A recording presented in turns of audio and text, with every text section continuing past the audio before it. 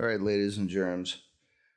This week, Central Station, a movie about a woman who profits off of knowing how to read. And write.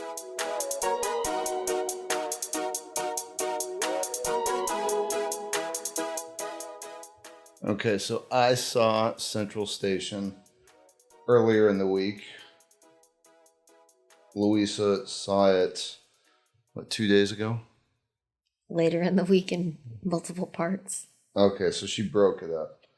And we just had dinner, and I was trying to read her nonverbal cues about her thoughts about the movie. I liked it, but just to give you some overview, Louisa, you're never going to believe this. I just lost all of my... oh, no, I got it back. This was a Academy Award winner, if I'm not mistaken. Nominated for 2 Oscars. Came out in 98. It was a Brazilian story about a young boy from a broken home who loses his mother tragically. His mother and he would go to the train station about once a week to get a letter written, but apparently there's a lot of illiteracy in central Brazil, and they would go to what? Not a lot. You mean? What did I say? That there is a lot. Well, because this woman had so many customers who would come to her who were illiterate. Yeah, so then in Brazil they can't. There are not a lot of people who read and write, so they would go to her. Yeah. Is that what you mean? Yeah, okay. That's what I meant. So this woman had a little stall in the train station where she would write letters for people. They would dictate to her what they wanted to say, and she would write a letter and send it, ostensibly. But she was an embittered ex-school teacher, and half the time she didn't send the letter. She would write a letter for $1 or $5 or whatever, and then just hoard the money. She saved them in a drawer in her house. Yeah, I don't know how many of them, but like a portion of them. Like if she would just decide. Yeah, if she saved all of them, that would be a lot. She would just decide while she was listening to the story, like, fuck this person. I'm not sending this letter to this drunk. And that was kind of the case with, what's the boy's name? It wasn't, I couldn't pronounce his name. It wasn't Jose. Joao. Oh, yeah, I couldn't pronounce it either. Every time it came up, I looked at it. Like, that's not Jose. Subtitles. It's not Jesus. It's like no, it's Joao. not. Yeah. Or something like that. Some sort of Joseph. Yeah. Played by Vinicius de Oliveira. And the protagonist is Fernanda Montenegro, who plays Isadora. And the overall arch of the movie is that she's kind of an embittered woman who's just kind of out for herself, but kind of alone in the world. And she has a friend at her apartment, and they were both teachers. Mm-hmm. And this boy, and his mother go to see her to write a letter to his long lost father, who mom's still in love with, but angry with because she moved away, or he moved away for work, and now they haven't been able to reconnect, and she is frustrated by it. And then the very next day, she misses him terribly and wants to reconnect, and she tries to reconnect with him through Isadora. She dictates these letters to Isadora, and Isadora writes them and is supposed to be sending them. But she's not. But she isn't. Just because because Isadora doesn't like the story. Yeah. I mean, she just kind of looks at it and is like, he's drunk. I'm not going to send these. The mother gets, there's an accident. Joao is left. I know I'm butchering that name, but that's how I'm going to say it because it's not Works Jesus. for me.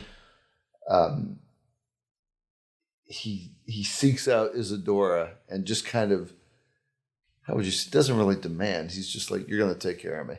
Kind of. Yeah.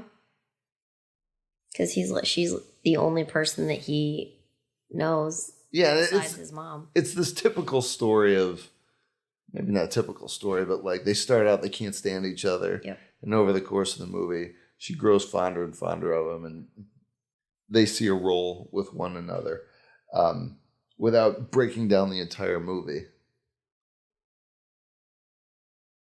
I told you that I liked it. I'll get into why I liked it in a minute, but I don't know why you think I didn't like it. I don't know. Just because you have this look, your eyes go up like you had this same look when I told you I was looking forward to you seeing Amelie, and you didn't have the same response. You had the polar opposite response to it that I had, and so now whenever you like hold back your opinion before we have get on the show, I feel like you don't like it.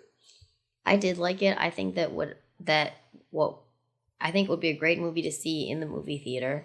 Mm-hmm. Of course, now with streaming and everything and watching movies at your house or your apartment or wherever, you get very distracted. And as I said before, I watched it in 3 parts, so that probably didn't help. But I think if I'd watched it from beginning to end, I would have. And it's not that I didn't appreciate it the first time. I did like this movie. Okay. But I think that it would have made a difference if I watched it all at once, and maybe in a movie theater, not, on my laptop. Did you ever see either Bus 187 or City of God? These are both Brazilian movies. I am not sure if I've seen City of God. I don't think I've ever heard of the first one. Bus 187. So this isn't a slam against Brazil, but like, they don't have the media machine that is Hollywood, right? So whenever I see a movie that's shot down there, it's almost like the film, either a combination of the film that's used or the camera equipment, but it looks, I don't even want to say dated. It's just you're aware that it wasn't a major Hollywood production. It looks almost dusty. Yep, I can see that. I agree. It has this kind of, I'm searching for the adjective to describe the quality of it. Just kind of the sound quality was good, the framing was good, but it just looks a little, for lack of a better word, rustic. Yep. I guess. Yep. And whenever you see a movie that's been translated from another language,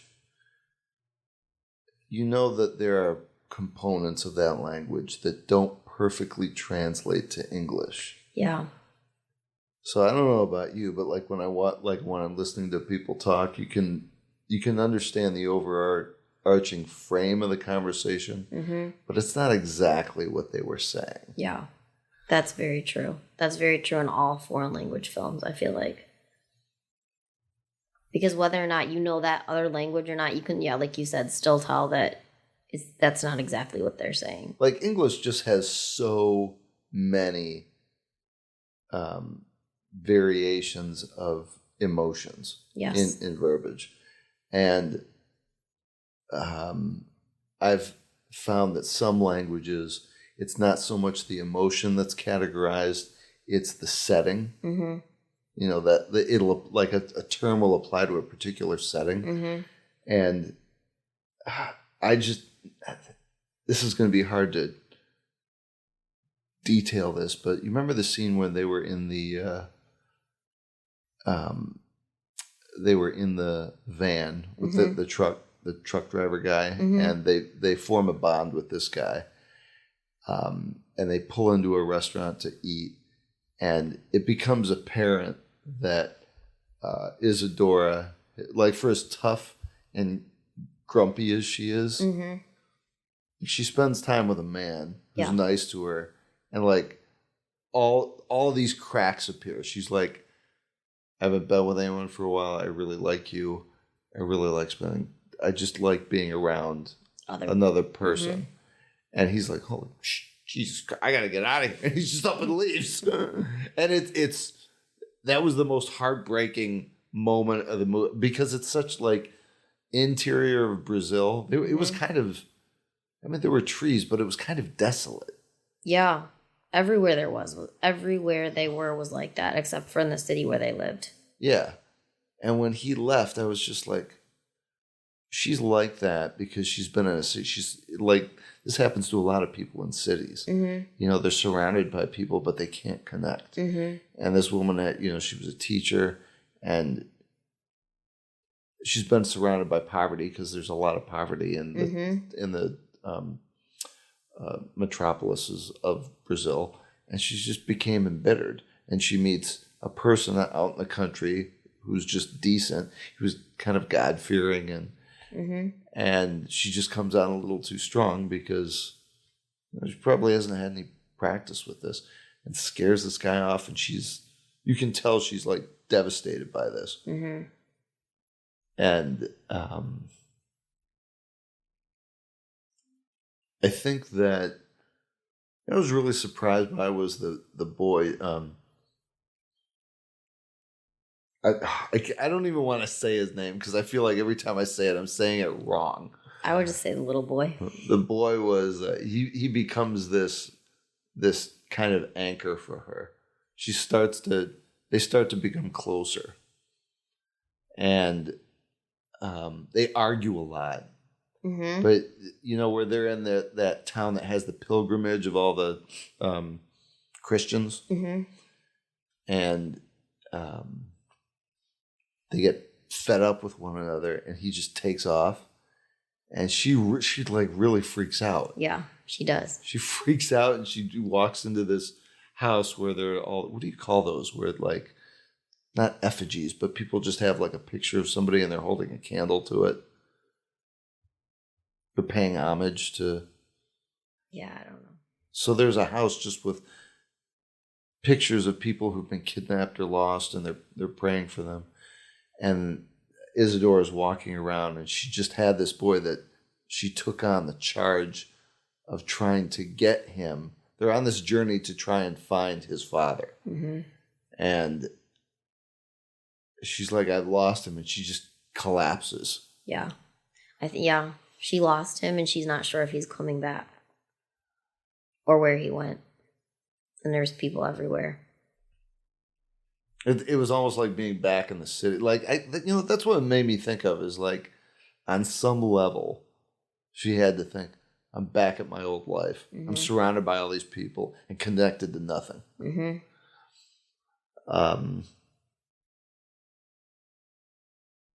So I'm going to let you take over the conversation, what happened from that point on. They reconnect. Well, all right. I am going to have you take this over, but I'm curious if you know what my favorite part of this movie was. I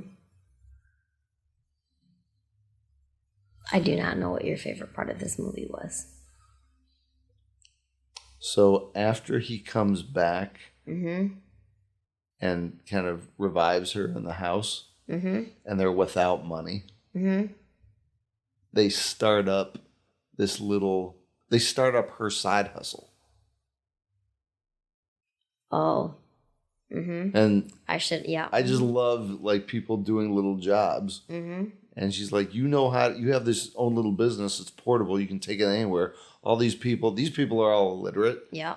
We can write letters, and they make like $500 in a day. Mm-hmm. I'm like, and they did it together, and like they were destitute. They had nothing. Yeah. And they worked together and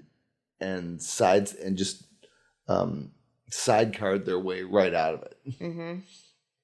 And it was all the little boy's idea, which I really loved, because yes, Isadora was the person that was writing the letters, but he did all the advertisement, if you will, and was like getting all the customers. Yeah. He was just like, we have to survive and we have to do something. Oh, this is what we can do. Yeah. And yeah, that was pretty cool. Should have known that. Shame on you. So I was thinking about this, like when we do our little shows here, even if it's an older movie, it is it's kind of just lore by now when you're talking about movies that you can't spoil them. Yeah. We probably shouldn't. That's true. So without spoiling the ending, why don't you lead us into the end? What happened then? So they're trying to track down Dad. So my timeline might be off, but after they start writing letters again, don't they? You just saw this 2 days ago. I did just watch 2 days. In bits and pieces. I didn't write down like a plot summary or anything. I do this all from memory, ladies and gentlemen. And this one has to write stuff down. I see a lot of movies. But don't they, so they go to the town of the dad. Finally, they get there. It takes them a long, long time. It's like you said, in the middle of nowhere. They're, very desolate. Wasn't it crazy how it was in the middle of nowhere, but it was all these row homes? Yeah, it was very. It was almost like it was a manufactured city. Yeah, it kind of was. Yeah. Yeah. But it just took them forever to get there. Yeah, and it was literally in the middle of nowhere. And for a while, I was like, are they ever going to meet this person? Are they ever going to go to the city where he thinks his dad is? And then they meet many people who are not dad. And everyone says, oh, he doesn't live here anymore. They go to another place. Oh, he doesn't live here anymore. And eventually they find a house where, is it his sons? Mm-hmm. Where his two older sons live. Mm-hmm. And I don't want to say too much because... Yeah, don't give away like... Here's what I liked is how the... when you see this movie, there's kind of a heartbreaking romance that is kind of unsung between the mom who passed away and the dad. Oh yeah, you think it's like good. You think it's like someone was abandoned, and like I'm not going to say what was happening, but like these are clearly people who just cared about each other, and just because of where they live and poverty and distance, they were unable to communicate. Mm-hmm. And that's really it's tragic about it. Mm-hmm. But at the same time, like these people like totally loved each other. Yeah, they really did. Yeah, and their circumstances just, they couldn't be together. And I have to say this. Isadora's decision at the end, I was upset with. And I don't want to say anything. We don't want to give it away. Watch this movie.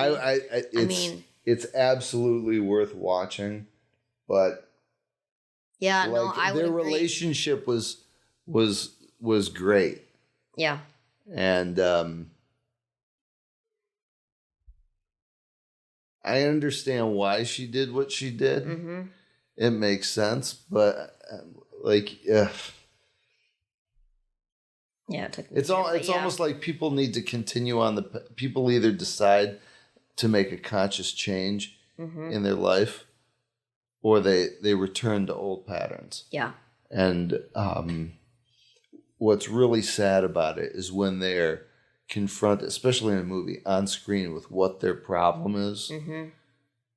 And even though it may not work out, like they're given the solution to what the problem is. Yeah, they don't pick the one that we want them to pick. Yeah, and I mean, I guess that's just life. So, I mean, there's a kind of beauty in that. But I understand why this got nominated for so many things. Mm-hmm. I mean, it was... honestly, by the time I was done watching, I'm like, oh my God, you know how to pick a movie. You're so smart. I pick ones that get awards 20 years ago.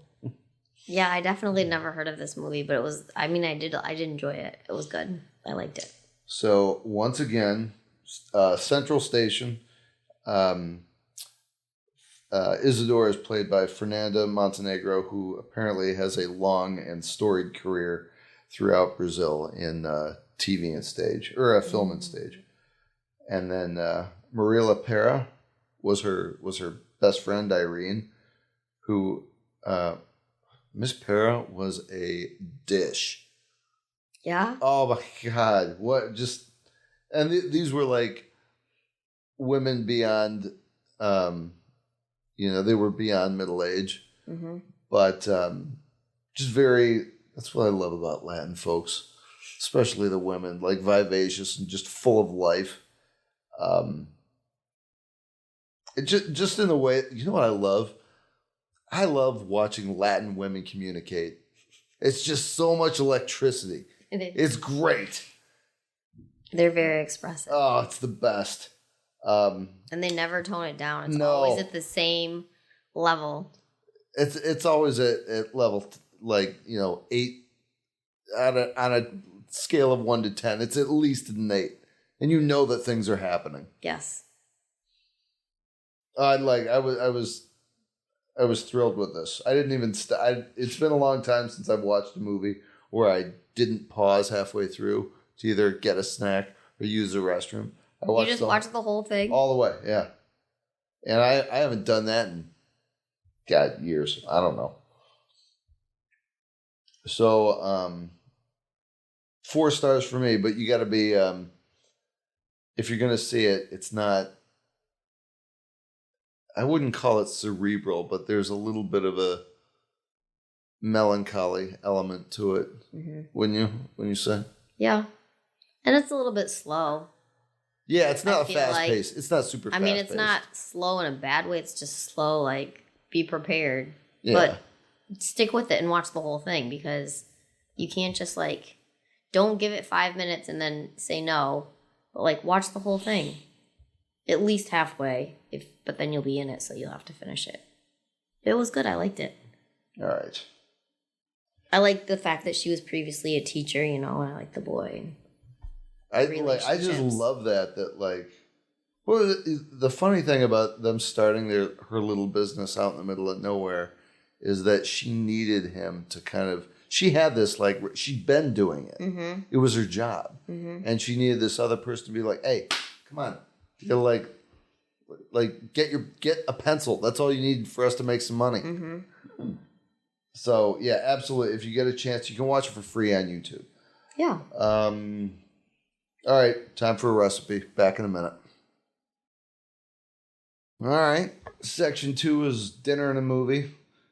So, again, all of my recipes I pull from the Instagram page at JAY Hey Honey. This week was, I'm not usually one for cornbread, but William and Carrie, my brother and sister-in-law, made a cornbread this past week. It wasn't this, but it was off the charts. Have you ever had, like, fresh, moist cornbread? Yes, I love cornbread. Oh. I love. This is why. It's like, yeah. Go ahead. I love it's it. like what? It's like eating dessert. It's like cake. So, we just had dinner at our friend Unyong's place, and Unyong said I looked super fat. She didn't really, but, like, I should have told her it was probably because I ate half a plate of cornbread on Wednesday. Yeah, you should have said that. This one, as always, includes honey. This one is sage, honey, and roasted red pepper cornbread. So, of course, as always, ingredients first. Salted butter, 150 grams, melted, plus maybe just a little extra for when you serve it. 50 grams of honey, extra to serve with. 2 medium eggs. Now, just so everybody knows, these are the measurements that were in the recipe. So, buttermilk, 250 milliliters. I don't know what that, I'm guessing that's 2 cups, but do your own math. Fine polenta and cornmeal, 150 grams. 150 grams of flour, bicarbonate, actually baking soda, 1 tablespoon. 1 teaspoon. Baking powder, 1 teaspoon. 1 tablespoon of sage, Parmesan or vegetarian alternative, 50 grams, finely grated plus a little extra to serve, and whole roasted red peppers, 2 from a jar, diced. That's not enough. I would do at least 5, but I like pepper.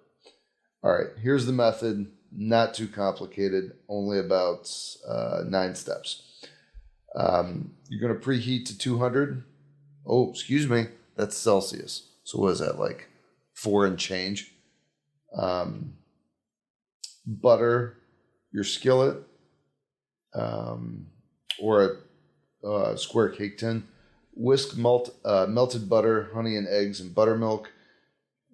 In a large bowl, mix the polenta, cornmeal, flour, and the baking soda ingredients, chopped sage and Parmesan with 1 teaspoon of salt. Then pour the wet ingredients into the dry and briefly mix. Add the diced peppers and mix again until it's just combined. Making cornbread isn't that tough. You're just essentially, prepping the extra ingredients and throwing it in with the meal once you poured it into the pan. If using a skillet or pan to bake, warm it on the hub until it's hot. Pour the batter into the pan or tin. Carefully lift it into the oven. Bake for about 20 minutes or cold cake tins for 30 to 35 minutes, and use a skewer to poke and check and see if it's cooked all the way through. Once you're done, drizzle with honey, mine of course, and allow to cool before serving. You're welcome, as always. Doesn't that sound good? Mm-hmm. Yeah. Why don't you make me some? Sounds very fancy. You should make me some. Oh, sure, I'll get right on. Oh, yeah, right now. Yeah, okay. Okay, back in a few. All right, Louisa was just making fun of me for not having the best recipe for cornbread ever, but... she didn't say that it wasn't the best recipe. She just said she didn't know if she'd eat it or not. Listen, this is what we came up with. She's coming up with the recipe next week, and it's going to blow my mind and your mind. Highly doubtful, but... Listen. Thank you. If it's not good I just want to eat plain, regular cornbread. Pshaw with plain. I'm not a fan of plain. I need accoutrements. I need pizzazz. Honey and butter. You cannot. I need razzmatazz. I need razzmatazz. It's just cornbread. Let's get the headlines. What happened? What happened? Okay, so last week was Valentine's Day. I think that was still last week. Okay, I'm listening. Let me finish. Sorry. Oh, that picture of the recipe's nice. See, it looks good, doesn't it? It just has peppers on it. And there's honey on it. And you know what?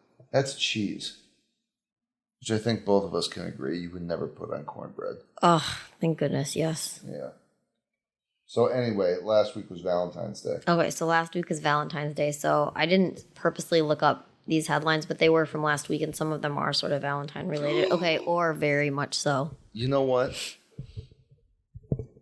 As you know, I'm not a big fan of the Valentine's Day thing, but I do love the idea that we're going to incorporate a conversation about Valentine's Day in our show. You do? I do. I'm looking forward to Well, I'll tell you what I'm anticipating after you tell me the headline. Okay, well, while we're on the subject, just for a moment. Yeah. I am a preschool teacher, and the best way to celebrate lots of holidays, including Valentine's Day, is at preschool because the kids love it. And they don't, see it like what do you mean? Other people do. It's all, fun and happy. Oh. Kids see it differently than adults. It means different things to different ages, I think. And yeah, to adults, it works for me to have Halloween and Valentine's Day at preschool because, in my opinion, they see it for what it is. And then you move on to tomorrow. Yeah, once you're an adult, most of these holidays just become, excuses to slut it up a bit. Well, I mean... No, they do. I'm rolling my eyes in agreement. I definitely I can never tell when we're on the show if I've said something that's over the line for Louisa, but it hasn't happened yet. But it's kind of true. And as a red-blooded American male, I don't necessarily have a problem with it, but I see it for what it is. And when I was a kid, Valentine's Day at school was fun. Yes, see? You get little what cards. I'm saying? Cards it's were super fun. Cards and candy. You get to eat treats all day. I mean, what could be better? I know you and I have talked about this. Do you remember our conversation about like when I was a kid and you would go to the Five and Dime or the little drugstores and they had Valentine's cards in like a set. There was all these different ones in like this red cellophane wrapped box. And they were all like little cartoons. But they weren't like commercialized cartoons. They were like independent. They were like smaller artists who just did this for the holiday for the Valentine's Day card company. And they were like $2, and you get like 10 of them in there. And I don't even think they make them anymore. Not like this. No, now I haven't seen anything like that. They come in boxes like about size of a small book, and the envelopes were just these real simple white small envelopes. And the Valentine was basically just a cartoon. Yeah, I think I know what you're talking about. I think I might have had a few of those in early elementary school. Yeah. I'm sorry, I'm not trying to take over your segment. That's okay. What happened in Valentine's news? Okay, well, yeah, okay. So, this one caught my attention because I just thought it was completely and totally disgusting. But I love it already. You do? Okay, well. Well, with that intro, just wait. Okay. Yeah. So it says the French fry lover in your life may go head over heels for this perfume. Potato flavored. French fry flavored scented perfume. Where's this being sold? That is so disgusting. Where is this being sold? Nobody wants you to smell like that. Louisa, I think you're discounting the fact that there's some kind of trailer trashy Burger King subsisting elements out there who that's the scent that they found true love over. I'm not saying it's appealing to me, but it's out there. What do I say this all the time? Yep. There's a market for everything. Yes. Maybe not a big one. This is why we needed to talk about this. Okay. So that I could, see that perspective. Okay. I mean, it comes in a beautiful bottle. It's called Frights by Idaho. It's called the what? It's called Frights. Isn't that how you say it? Or is that wrong? Frites. Frites? Wait. Oh, it even has a fancy like palm name. frites. Oh my gosh. Let me see. Oh wow. It kind of looks like a Chanel bottle. Yeah. It's like fancy. And that smells like label. French fries? Yeah. You know what? It said greasy and salty. Okay, we've talked about this before. There is an ice cream made in the New York area. They make it with alcohol, and it's very expensive. There's like a brandy one. There's a rum one. But they're like $25 a pint. And when I first heard alcohol and ice cream, I was like, oh, God, that's all. And I'm telling you, it's amazing. Yeah. And I'm not doing the company justice because I can't remember the name of this. It's mail order only. But it's fantastic. And the only reason why I'm saying that is because in the translation from what French fries smell like before you're about to eat them to a perfume, I'm giving them a ton of credit here that maybe it smells good. All right, maybe it doesn't. Maybe it's repellent. But that's an amazing bottle. This is true. I want to know. This is true. I want to know what the sales figures are like that are for, and not for like honest gifts. Like that'd be great if there was a metric for like honest gift giving, like someone who's giving that to someone they love, as opposed to people who just bought it as like a gag gift. Yeah, very true. What's it retail at? I wrote it down because it's in there somewhere, but it cost, well, I don't know what this means exactly. Oops, sorry. I don't know what this means exactly. Yeah. But it said $1.89 per one? No, it's not. It's $1.89 per 1.7 ounces. if I'm doing the math, because you don't do a lot, there's not more than a couple ounces in a bottle of perfume, right? Mm-hmm. So that's probably complete shit. Yeah. Because for real? They probably sell it for like $5.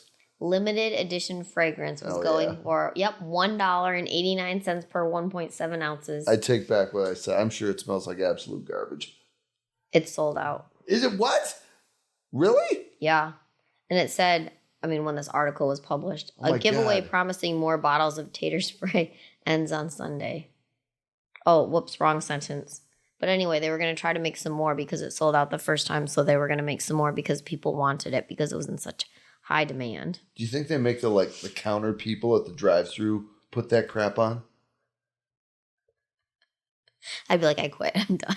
No, as like a way to sell more fries, like people who drive up and be like, what's that alluring fragrance you have on? Hey, can I get a couple more loads of fries with that Whopper? What are you doing later? You know, I have this urge, like, this might come out weird, but you want to come back to my house with me and take a bath in some ketchup? So gross. Hey, man. Could be a hot date. You don't get propositions like that all the time. You got to add people who ask you things like that. You got to give them points for originality. Okay. You're not a ketchup bather? Come on. It's so disgusting. Come on. Don't be so uptight. So it probably was a very popular I can't believe that they sold out of that. Yes, because here it says that in a recent national survey, 90% of Americans find the smell of French fries irresistible. What it doesn't say is the scent of a perfume smelling like French fries. An actual French fry or a carton of French fries, I don't know what they say. Probably yes. Okay, sure. I'll eat some French fries, but... Well, they trigger different emotions. Yeah. You know, when you smell that, you're like, oh, God, I just want to destroy some food that's going to make me break out and spend an hour on the toilet. I don't smell that and think, oh, God, I want to take your clothes off and do things to you. I just don't. It's just like, those are two separate pathways. Well, I mean, for me. But there's some degenerates out there who are like, oh, did you ever see that Seinfeld skit where George Costanza was like, I want to merge. I need to figure out a way to merge my two passions, making love and eating. So he was in bed with his lover, and they had the covers drawn over their heads. And somehow he was servicing her, and he would dip outside, halfway outside the bed to eat a sandwich. No. He's like, this is the greatest moment of my life. If only I had some perfume I could sprinkle on her that smelled like sausages and French fries.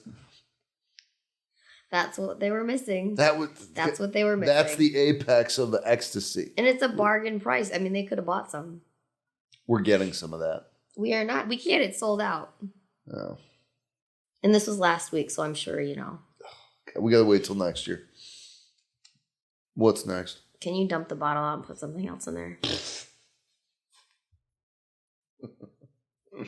What's next? Yeah. Okay, I've got another Valentine's one. Oh boy. Because they were just funny. Well. Does it involve love gone wrong? You know I love those stories. I mean, in a way it could. All right, let me hear it. So, for Valentine's Day, the Bronx Zoo lets you name a roach. That's a roach, an insect, after your sweetheart. By the way, in case anyone wants to know, no, do not ever do that. And don't name a star after me either. But anyway. That's such a power play. No, it isn't.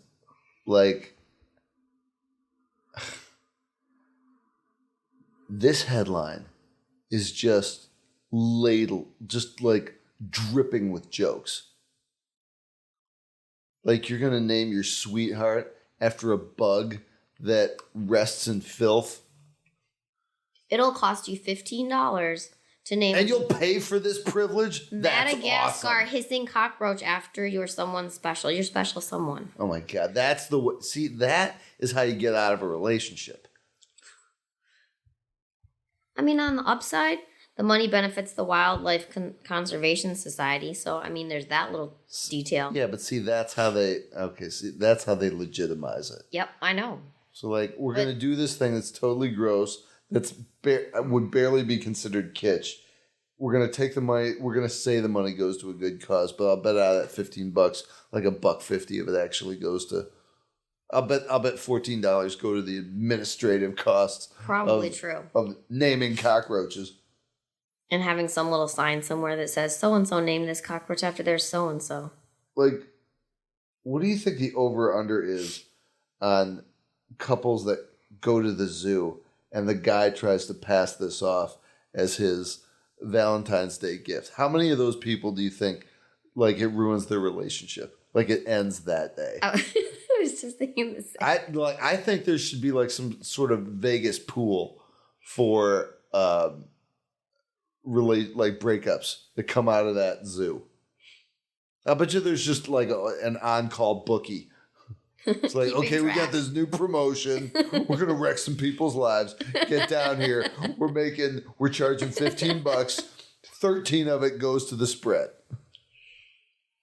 That's just way much more than that perfume costs. God, you were batting 1,000. We should make this the regular thing for you.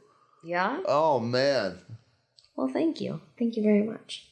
That's an ingenious way for a side hustle for zoos. I can't imagine there's a ton of money in operating a zoo. I mean, if someone wanted to name a polar bear after me, I would be like, yes, please. That's awesome. That's amazing. But a cockroach? A hissing cockroach? Do you know how much it costs to feed a polar bear?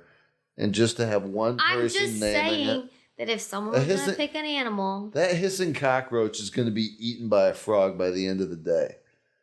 You don't see that. Makes it even worse. Well, they don't tell you that part. They're like, they take these two... One's named Fred and the another is named Dora, because you're going to find that one couple who like think this bullshit idea is great. And they're going to name their forever cockroaches.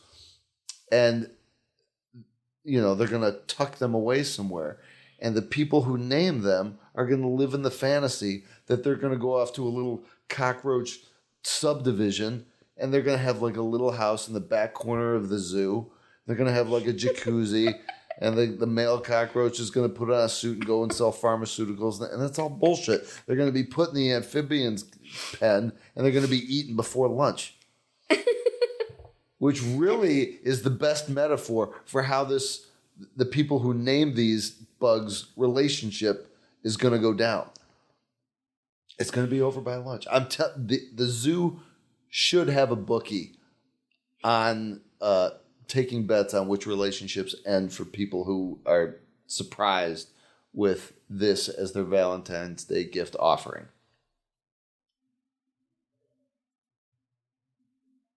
You want another one? These are money-making ideas. Okay, well, this one is not Valentine's Day related. Give it to me. But, I just want everyone to know I'm suffering from back pain right now.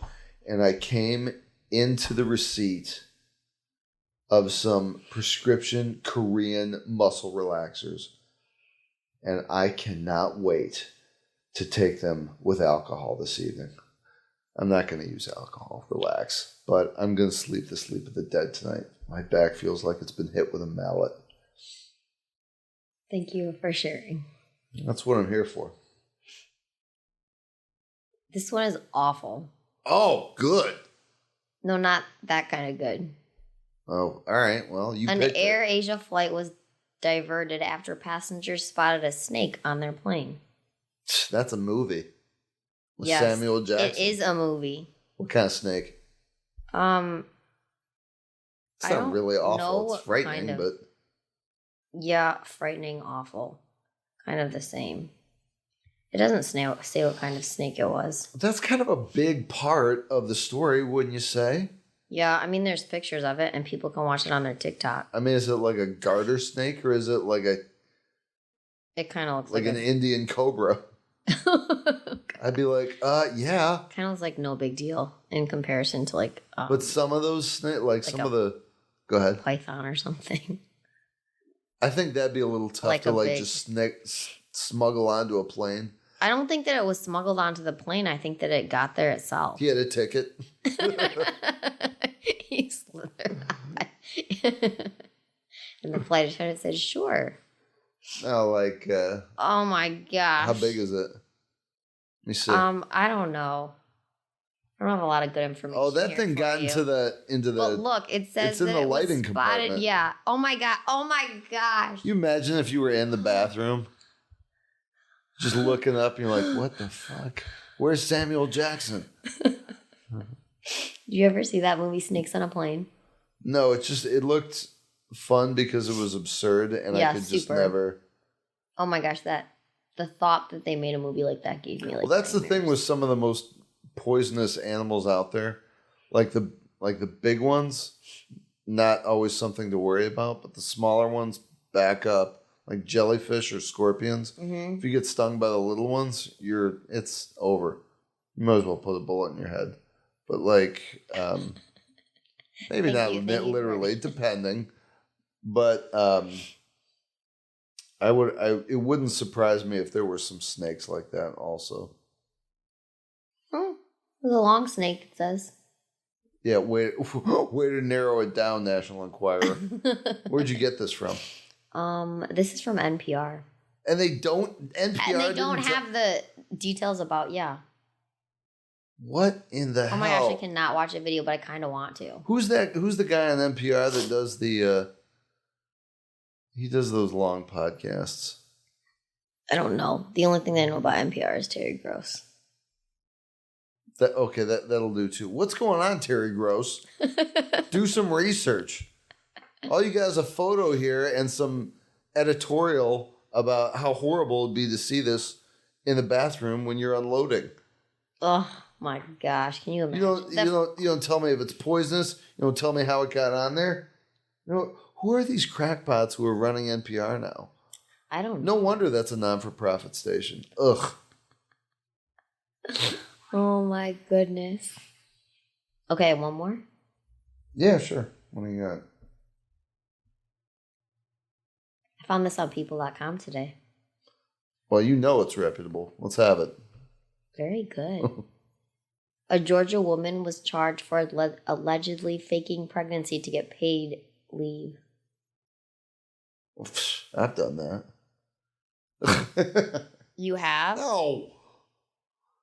Like, how do you fake that, though? Oh, you mean like she just wasn't showing and she just went in like, I'm knocked up. I got to leave for a couple months. Is that essentially how it went down? Sort of, but not really. So. Awesome segue. Yeah, you're welcome. Thank you. So what did she do? So her employer received an email from a person claiming to be the baby's father, which she, of course, wrote herself. And the email said that she needed to rest for several weeks following the birth of this baby. This is Samantha's husband writing to you, Mr. Boss, from Samantha@yahoo.com. And so then she was given 7 weeks of paid time off under the Family and Medical Leave Act. So basically what we know thus far is her boss is dumb. Pretty much, yeah. Yeah. But an observation from this lady's coworker suspected that she might have been wearing a fake pregnancy belly. Wait a minute. So she was showing? Yeah, in quotes. Yeah, with her fake pregnancy belly. And I guess it was like... I want to know where you find that. A fake pregnancy belly? That is a really good question. Yeah. I'm sure you can get that like any prop set in that's Hollywood. What I was just thinking. But if you're not in greater Los Angeles, what do you do? Coming in with a pillow and a belt? That's not convincing. Did I ever tell you about that Christmas card that my parents got from this couple they didn't really know that well? But I don't think they weren't exactly rolling in money, but they wanted to get gifts for their impending. They were going to have a kid. Mm-hmm. I don't think they were pregnant yet, though, or they just gotten pregnant. Mm-hmm. And so they sent out their Christmas card. They were on a staircase. The woman was in front, and she put a pillow, obviously, under her shirt. Mm-hmm. Just this baby, like if she was really pregnant, this baby would be gestating in this woman's rib cage. Right? Yeah. Mm-hmm. And like, you could see the fabric of the pillow from the shirt. Mm-hmm. It was like, it wasn't folded in half perfectly. It was folded like up at the top, so that a section of the pillow was hanging down below her shirt. It was obvious that these people were making a play to like, look, we don't want to pay for the diapers and like some of the baby gifts that we know are coming, and since it's Christmas, we'll just put this subtle advertisement in our Christmas card, and you folks can send us stuff. Oh my gosh. What is wrong with people? They get pregnant. They get nuts. Oh my gosh. For anyone who's listening who's pregnant or who has been pregnant and you find that offensive, I don't care. I'm right. Oh my goodness. You will have no idea what it's like to have a life growing inside you. How it makes you crazy. Told you. So anyway. So this company was investigating this situation of this coworker saying that she was having a baby, that she was, having a baby and that she needed a real hand. No, a little closer though. Oh, okay. Getting comfy in my chair. So her coworker observed that the lower portion of her stomach had come away from her body and believed that she was wearing a fake pregnant stomach. In addition, this lady also sent pictures of her new baby to various coworkers, and the pictures were inconsistent. And how are they inconsistent? Wait a minute, she sent them to her coworkers? Apparently so. My first question with that is, wasn't your whole goal just to get the 7 weeks paid? Yes. And you got that, and you're supplying subsequent evidence? Yeah. She was working really hard at this whole situation. Why wouldn't you just keep your mouth shut? I don't know. Actually, and if you were at home, sorry to cut you off. If you were at home, aren't you done with this? Well, not only that, at the end of 7 weeks, don't you kind of have to go back? And Maybe then, she wasn't planning to. I don't know. all right. Well, that would make more sense. But if you're going back, like, hey, so when are we going to see the little rugrat? Then you got to get into the whole business of renting a baby. We all know how it. That's not easy. That's going to be a cost drain. I hope you're making enough at the library to like justify that. Renting a baby. Oh, it's not like it's that unusual. It's funny. So she was sharing pictures with her coworkers. I just don't why would you do that? The pictures appeared to be inconsistent, and the children depicted had varying skin tones. Yeah, so it wasn't the same child. Okay, so it was different photos of different children. This is my baby Isaiah. Hey, he's black and you're white. And like, well, wait a minute. I sent another one to Donna. Like, and she's like, wait a minute. This is like a Chinese girl. No, it's the same kid for sure. Oh my gosh. Apparently, she faked 2 pregnancies. She did this more than once? Yeah. At the same job? Yeah. How is she substantiating these kids? I don't know. I'm telling you, there's got to be a baby rental place not far from her. They looked for birth certificates. What is that? Like the city, I don't know, city hall or something? I'm real curious. And they didn't find anything. You mean that? Oh my! Wait a minute. Who investigated the place where she worked? Let me her employer. Find out because it is in here. Sorry, everybody. Battery failure again. That happens. We don't have direct access to a plug, so it's all on battery. Anyway, where were we? So we were talking this woman about faked the woman who faked the pregnancy. Mm-hmm. Yeah. And so she was 40 what? So she was 43. A detail I hadn't read before. But what is she doing having children? Not only having children, they're irresponsible, phony parent. She's facing criminal charges for lying about being pregnant to get paid time off from work. She's facing. Couldn't you just refund the money and get fired? She's going to have to pay the money back. Well, yeah. For sure. But we wanted to figure out where she worked. This is what I love about crime. It's like people who come up with these ideas, it's like they don't do any kind of mental flow chart as to what consequences are. It's like they don't understand cause and effect. Yes. On any level. Like, hey, I'm going to get this money by just like saying I have a kid. Okay, but what's going to happen when they find out? Oh, they're not going to come out. Or they're not going to find out. Yeah. They're all right, wait. Let me just quarterback this for a second here. You're going to fake having a new person come out of you and grow the size of your family so you can get paid for 7 weeks for nothing. And by the way, it's 9 months of pregnancy. Yeah, I was like, what do you... Oh, wait a minute. Was she doing this for... Oh, this was for after the birth, right? I guess so, yeah. I didn't understand Neither one of us initially had kids, either. so we don't know how, like, these... What do you call those? What do you call it?